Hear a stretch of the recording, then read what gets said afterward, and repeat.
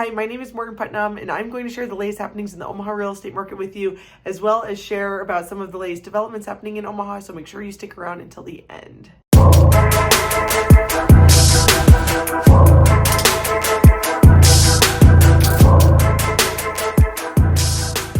If you've bought or sold a house lately, or if you know somebody who's bought or sold a house lately, then you've probably heard that people are feeling like it is no longer a seller's market. Our data still shows that it is technically a seller's market, but if you participate in the market in any way, then it's starting to really feel like a buyer's market. So we are seeing a huge increase of listings year over year, 11%, and only a 4% increase in closings. So that just means that there are more homes that are sitting on the market right now, and that creates an environment where it starts to feel more like a buyer's market. As a seller, it is better to assume that your house is not necessarily going to sell that first weekend on market. Now, if your house is totally ready to go and it looks amazing, you've staged it, it is priced right, then it probably will sell that first weekend, if not with multiple offers.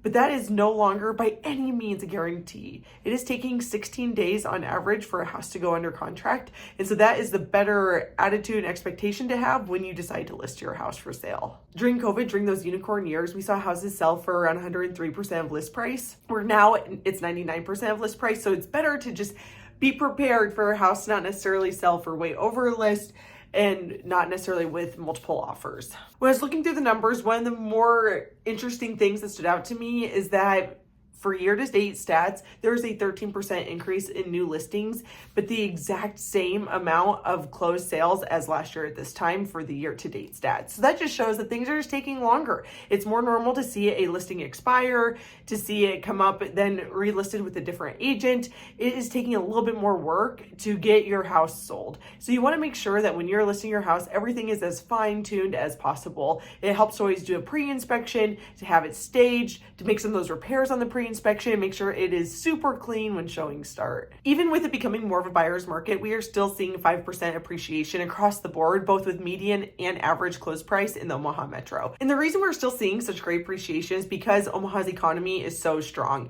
Looking at October of 2024, so just last month, our unemployment rate in Omaha was 2.9%. So that is very low compared to the national average, and that is what makes it possible for people to still be buying homes in this market where interest rates are still pretty high. We had a little bit of a dip there in September. I don't know if you were paying attention or if you tracked that, and that really helped with affordability for some folks. But then interest rates kind of curled right back up after the Fed did the initial rate cut around the election time. Because many people feel like the economy is not in a good place, or that because of interest rates being really high, a lot of people have put off buying a new house. Those move up buyers, people who are maybe going to be selling their first house and buying a new house, because they don't necessarily know what the economy is going to look like. They want to make sure that it's a safe choice, a safe decision. And that is still definitely been delayed because of this tumultuous economy that we are in, and people feeling insecure and nervous about the economy. But if we see sustained lower interest rates, I think there is going to be a flood of buyers in the market, a flood of sellers in the market. It's really going to change the landscape for buying and selling. So in the last couple of months, we've seen some exciting announcements at Omaha. One of them is being that the Children's Museum is starting their capital campaign for a new facility down at the riverfront, close to the Luminarium, by the new Jean Leahy Mall. This is going to be super exciting. If you have littles, you know how amazing the Children's Museum is and how much people love it. And so that is super exciting for Omaha that will be revamped. Via Farina, my personal favorite Italian restaurant in Omaha, opened up a second location at Regency Landing, which is right off of Interstate 680 and Pacific Street.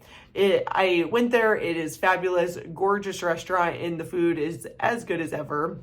So definitely check it out if you are looking for Italian.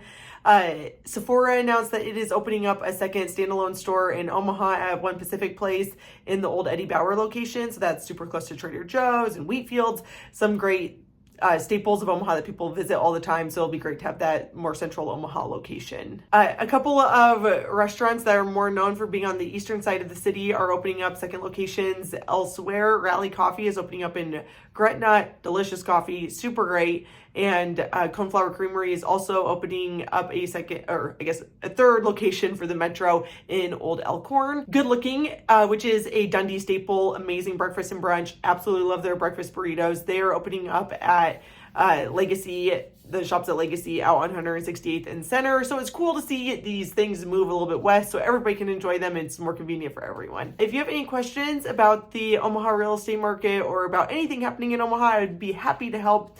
You can reach out anytime. If you found this video helpful, please feel free to share it with somebody else who might be thinking about a move in Omaha.